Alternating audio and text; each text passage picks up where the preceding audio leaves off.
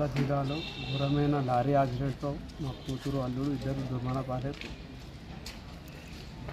బోయినపల్లి మండలం మారపల్లి స్టేజ్ సమీపంలో కర్ణాటకకు చెందిన లారీ అతివేగంగా అజాగ్రత్తగా నడిపి నా బిడ్డ అల్లుడు చావుకు కారణమైంది. మా మనవరాలకు ఈ పరిస్థితికి రావడానికి కారణం కర్ణాటకకు చెందిన లారీ మరియు దాని ఓనర్ అయిన వెంకెల లక్ష్మారెడ్డి, ఖాదర్.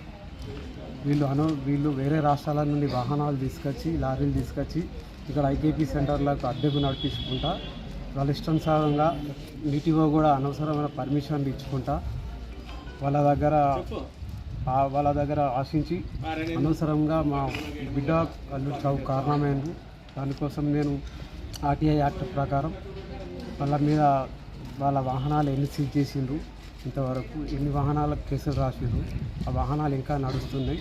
దానికోసం ఆర్టీఐ యాక్ట్ ప్రకారం నాకు దాని సమాధానం ఇవ్వవలసిందిగా ఈరోజు ఆర్టీఓ ఆఫీస్కి డిటిఓ గారి దగ్గరికి రావడం జరిగింది.